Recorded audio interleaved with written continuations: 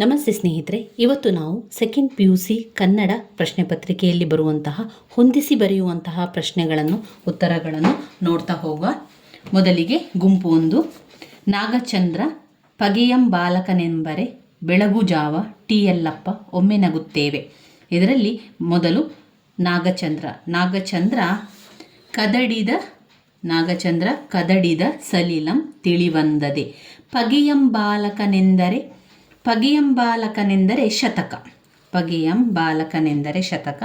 ಈ ಹೊಂದಿಸಿ ಬರೆಯುವಂತಹ ಪ್ರಶ್ನೆಗಳಲ್ಲಿ ಅವರು ಲೇಖಕರ ಹೆಸರುಗಳನ್ನು ಮತ್ತು ಅರ್ಥಗಳನ್ನು ಅಥವಾ ಅವುಗಳಿಗೆ ಬರುವಂಥ ಉತ್ತರಗಳು ಯಾವುದು ಬೇಕಾದರೂ ಅವರು ಇಲ್ಲಿ ಕೊಟ್ಟಿರ್ಬೋದು. ಆದ್ದರಿಂದ ಇದನ್ನೆಲ್ಲ ಕೂಡ ನೀವು ನೋಡ್ತಾ ಹೋದರೆ ನಿಮಗೆ ಅದು ತುಂಬಾ ಸುಲಭ ಅಂತ ಅನ್ನಿಸ್ತದೆ. ಗೊತ್ತಿರುವುದನ್ನು ಮೊದಲಿಗೆ ಆಯ್ಕೆ ಮಾಡಿಕೊಳ್ಳಿ, ನಂತರ ನೀವು ಉಳಿದಿರುವಂಥದ್ದನ್ನು ಆಯ್ಕೆ ಮಾಡಿಕೊಳ್ಬೇಕು. ಬೆಳಗು ಜಾವ ಮುಕ್ತಕಂಠ. ಟಿ ಯಲ್ಲಪ್ಪ ಹತ್ತಿ ಚಿತ್ತ ಮತ್ತು ಒಮ್ಮೆ ನಗುತ್ತೇವೆ. ಸುಕನ್ಯಾ ಮಾರುತಿಯವರು ಬರೆದಿರುವಂಥದ್ದು ಒಮ್ಮೆ ನಗುತ್ತೇವೆ. ಇನ್ನು ಎರಡನೇ ಹೊಂದಿಸಿ ಬರೆಯಿರಿ ನೋಡುವ. ಉರಿಲಿಂಗಪೆದ್ದಿ ವಚನಗಳು. ಕರ್ನಾಟಕ ಭಾರತ ಕಥಾಮಂಜರಿ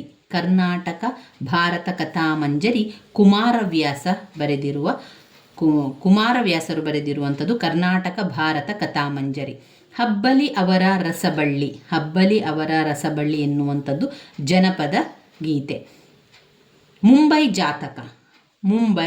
ಜಾತಕ ತೆರೆದ ದಾರಿ. KS ನಿಸಾರ್ ಅಹಮದ್ ಶಿಲುಬೆ ಏರಿದ್ದಾರೆ ಕವಿತೆಯನ್ನು ಬರೆದವರು KS ನಿಸಾರ್ ಅಹಮದ್ ಅವರು.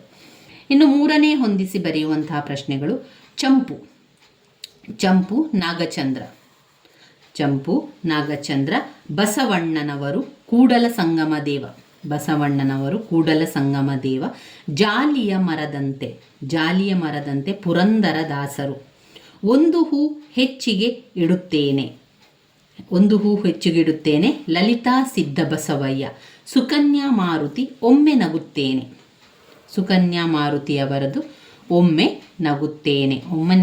ನೀವು ನೋಡಿ, ಮೊದಲ ಹೊಂದಿಸಿ ಬರೆಯುವುದಲ್ಲಿ ಕೂಡ ಅದು ಕೊಟ್ಟಿದ್ದಾರೆ. ಒಮ್ಮೆ ನಗುತ್ತೇನೆ ಕವಿತೆಯನ್ನು ಬರೆದವರು ಸುಕನ್ಯಾ ಮಾರುತಿಯವರು. ಇಲ್ಲಿ ಸುಕನ್ಯಾ ಮಾರುತಿ ಅಂತ ಕೊಟ್ಟಿದ್ದಾರೆ.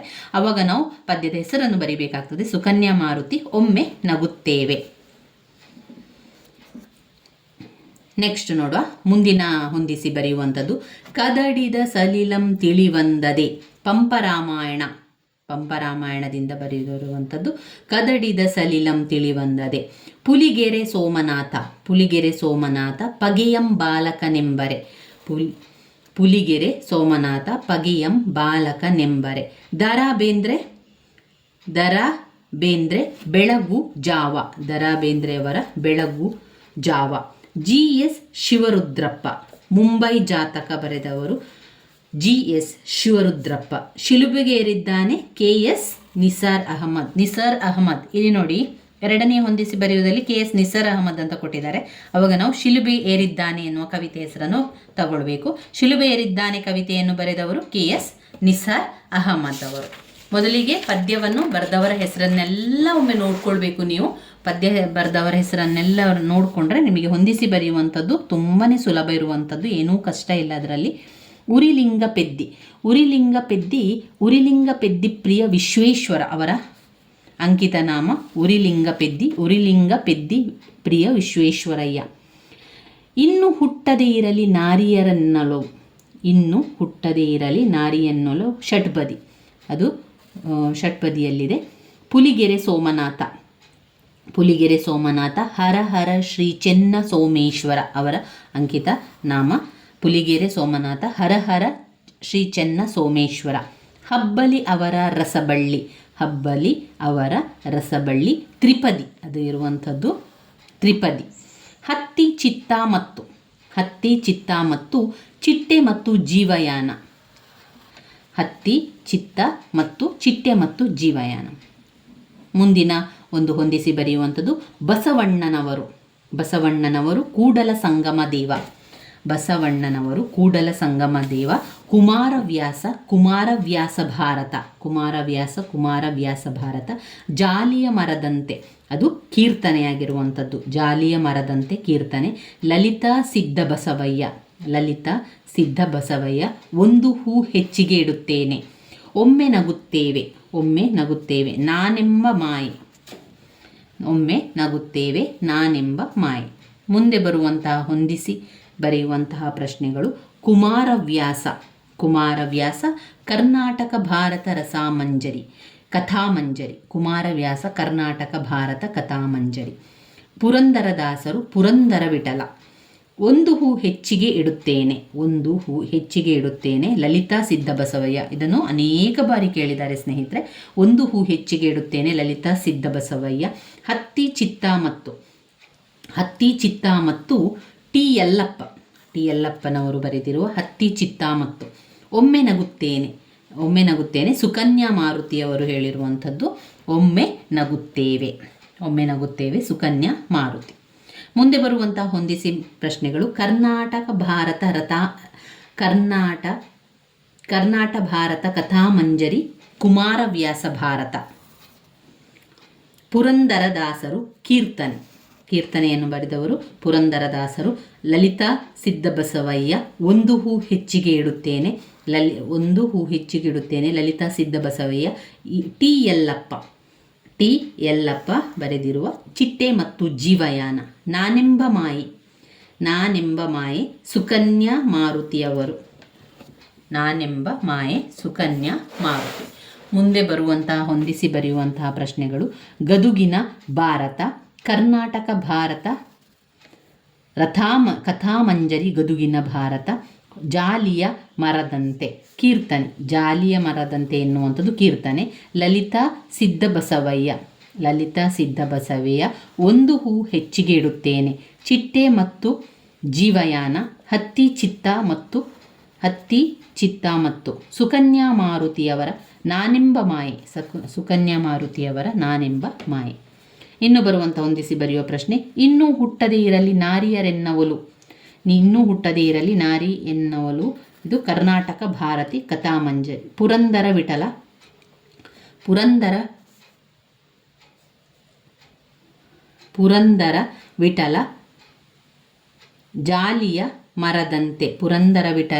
ಜಾಲಿಯ ಮರದಂತೆ. ಲಲಿತಾ ಸಿದ್ಧ ಬಸವಯ್ಯನವರ ಒಂದು ಹೂ ಹೆಚ್ಚಿಗೆ ಇಡುತ್ತೇನೆ. ಟಿ ಯಲ್ಲಪ್ಪ ಹತ್ತಿ ಚಿತ್ತಾಮತ್ತು. ನಾನೆಂಬ ಮಾಯೆ, ಒಮ್ಮೆ ನಗುತ್ತೇನೆ, ನಾನೆಂಬ ಮಾಯೆ.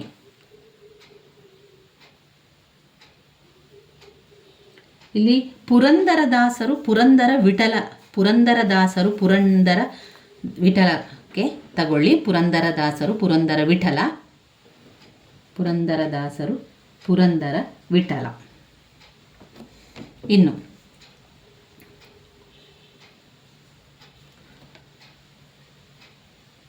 ಕರ್ನಾಟಕ ಭಾರತ ಕಥಾಮಂಜರಿ ಭಾಮಿನಿ ಷಟ್ಪದಿ.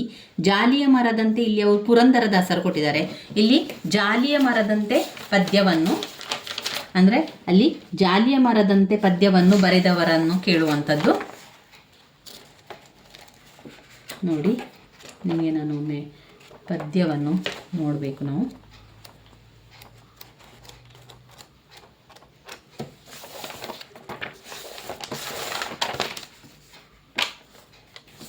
ನಲವತ್ತೈದನೇ ಪುಟದಲ್ಲಿ ಇದೆ ಅದು. ನೋಡಿ, ಜಾಲಿಯ ಮರದಂತೆ ಪದ್ಯವನ್ನು ಬರೆದವರು ಪುರಂದರದಾಸರು. ಪುರಂದರ ವಿಠಲ ಅವರ ಅಂಕಿತ, ಪುರಂದರ ವಿಠಲರ ಅಂಕಿತ ಕೇಳಿದರೆ ಪುರಂದರದಾಸರು. ಜಾಲಿಯ ಮರದಂತೆ ನಾವು ತಗೊಳ್ಳುವಾಗ ಪುರಂದರ ವಿಠಲವನ್ನೇ ಬರಿಬೇಕು, ಯಾಕಂದರೆ ಅವರು ಪುರಂದರದಾಸರು ಬರೆದಿರುವಂತಹ ಕವಿತೆ ಆದ್ದರಿಂದ ನಾವು ಹಾಗೆ ತಗೊಳ್ಳೋದು. ಪುರಂದರ ವಿಠಲ ಅಂತ ಬಂದಾಗ ನಾವು ಪುರಂದರ ದಾಸರನ್ನು ಆಯ್ಕೆ ಮಾಡಿಕೊಳ್ಬೇಕು. ಜಾಲಿಯ ಮರದಂತೆ ಪದ್ಯವನ್ನು ಬರೆದವರು ಪುರಂದರದಾಸರು. ಜಾಲಿಯ ಮರ ಮತ್ತು ಪುರಂದರದಾಸರು ಕೊಟ್ಟರೆ ನಾವು ಜಾಲಿಯ ಮರದಂತೆ ಇದಕ್ಕೆ ಪುರಂದರದಾಸರನ್ನು ಆಯ್ಕೆ ಮಾಡಿಕೊಳ್ಬೇಕು. ಪುರಂದರದಾಸರು ಅಂತ ಕೊಟ್ಟಾಗ ಪುರಂದರ ವಿಠಲರನ್ನು ಆಯ್ಕೆ ಮಾಡ್ಕೊಳ್ಬೇಕು. ಯಾಕಂದರೆ ಪುರಂದರದಾಸರ ಅಂಕಿತ ನಾಮ ಪುರಂದರ ವಿಠಲ ಎನ್ನುವಂಥದ್ದು, ಆದ್ದರಿಂದ ಆ ರೀತಿ ಆಯ್ಕೆ ಮಾಡ್ಕೊಳ್ಬೇಕಾಗಿರುವಂಥದ್ದು. ಇಲ್ಲಿ ಪುರಂದರ ವಿಠಲವನ್ನು ಪುರಂದರ ದಾಸರನ್ನು ಆಯ್ಕೆ ಮಾಡ್ಕೊಳ್ಳಿ. ಜಾಲಿಯ ಮರ ಅಂತ ಬಂದಾಗ ಪುರಂದರ ದಾಸರನ್ನು ಆಯ್ಕೆ ಮಾಡ್ಕೊಳ್ಬೇಕು. ಒಂದು ಹೂ ಹೆಚ್ಚಿಗೆ ಇಡುತ್ತೇನೆ, ಒಂದು ಹೂ ಹೆಚ್ಚಿಗೆ ಇಡುತ್ತೇನೆ ಯಾವಾಗಲೂ ಕೂಡ ಲಲಿತಾ ಸಿದ್ದಬಸವಯ್ಯನವರು. ಹತ್ತಿ ಚಿತ್ತ ಮತ್ತು ಯಾವಾಗಲೂ ಚಿಟ್ಟೆ ಮತ್ತು ಜೀವಯಾನ, ಹತ್ತಿ ಚಿತ್ತ ಮತ್ತು ಅವರು ಚಿಟ್ಟೆ ಮತ್ತು ಜೀವಯಾನ. ಟಿ ಯಲ್ಲಪ್ಪನವರು ಬರೆದಿರುವಂಥದ್ದು. ಸುಕನ್ಯಾ ಮಾರುತಿ ಒಮ್ಮೆ ನಗುತ್ತೇವೆ ಬರೆದವರು ಸುಕನ್ಯಾ ಮಾರುತಿಯವರು. ಇನ್ನು ಮುಂದೆ ಬರುವಂತಹ ಹೊಂದಿಸಿ ಬರೆಯುವಂತಹ ಪ್ರಶ್ನೆಗಳು. ಇನ್ನೂ ಹುಟ್ಟದೇ ಇರಲಿ ನಾರಿಯ ರೆನ್ನ ಒಲು, ಕುಮಾರ ವ್ಯಾಸರು ಬರೆದಿರುವಂಥದ್ದು. ಪುರಂದರ ವಿಠಲ ಬರೆದಿರುವಂಥದ್ದು. ಪುರಂದರ ವಿಠಲ ಬರೆದಿರುವವರು. ಜಾಲಿಯ ಮರವನ್ನು ಬರೆದವರು ಪುರಂದರ ವಿಠಲ. ಒಂದು ಹೂ ಹೆಚ್ಚಿಗೆ ಇಡುತ್ತೇನೆ ಲಲಿತಾ ಸಿದ್ದಬಸವಯ್ಯನವರು. ಒಂದು ಹೂ ಹೆಚ್ಚಿಗೆ ಇಡುತ್ತೇನೆ. ಚಿಟ್ಟೆ ಮತ್ತು ಜೀವಯಾನ ಟಿ ಯಲ್ಲಪ್ಪನವರು ಬರೆದಿರುವಂಥದ್ದು. ಚಿಟ್ಟೆ ಮತ್ತು ಜೀವಯಾನ ಟಿ ಯಲ್ಲಪ್ಪನವರು ಬರೆದಿರುವಂಥ. ಹತ್ತಿ ಚಿತ್ತ ಮತ್ತು ಒಮ್ಮೆ ನಗುತ್ತೇವೆ ನಾನೆಂಬ ಮಾಯಿ. ಒಮ್ಮೆ ನಗುತ್ತೇವೆ ಬರೆದವರು ಸುಕನ್ಯಾ ಮಾರುತಿಯವರು. ಅವರದ್ದು ನಾನೆಂಬ ಮಾಯಿ ಎನ್ನುವಂಥದ್ದು ಕೂಡ ಅಲ್ಲಿ ಬರ್ತದೆ. ಇನ್ನು ಮುಂದೆ ಬರುವಂಥ ಹೊಂದಿಸಿ ಬರೆಯುವಂಥ ಪ್ರಶ್ನೆ. ಪುಲಿಗೆರೆ ಸೋಮನಾಥ ಸೋಮೇಶ್ವರ ಶತಕ. ಜಾಲಿಯ ಮರದಂತೆ ಟಿ ಯಲ್ಲಪ್ಪನವರು ಬರೆದಿರುವಂತಹ ಜಾಲಿಯ ಮರದಂತೆ. ಹಬ್ಬಲಿ ರಸಬಳ್ಳಿ ಗರತಿಯ ಹಾಡು. ಹಬ್ಬಲಿ ರಸಬಳ್ಳಿ ಎನ್ನುವಂಥದ್ದು ಗರತಿಯ ಹಾಡು. ಹತ್ತಿ ಚಿತ್ತ ಮತ್ತು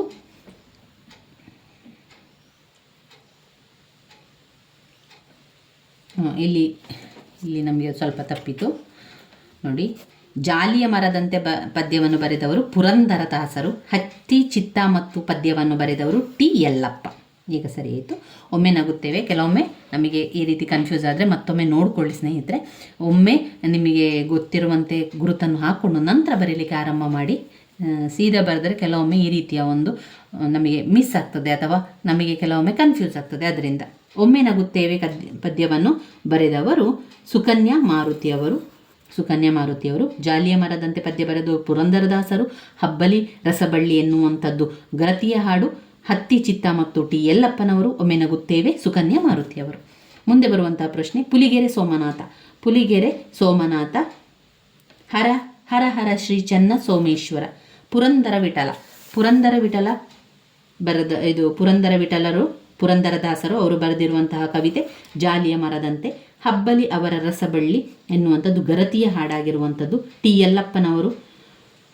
ಯಲ್ಲಪ್ಪನವರು ಬರೆದಿರುವಂಥದ್ದು ಹತ್ತಿ ಚಿತ್ತ ಮತ್ತು ಸುಕನ್ಯಾ ಮಾರುತಿಯವರ ಒಮ್ಮೆ ನಗುತ್ತೇನೆ. ಮುಂದೆ ಬರುವಂತಹ ಹೊಂದಿಸಿ ಬರೆಯುವಂಥದ್ದು ಹರ ಹರ ಶ್ರೀ ಚನ್ನ ಸೋಮೇಶ್ವರ.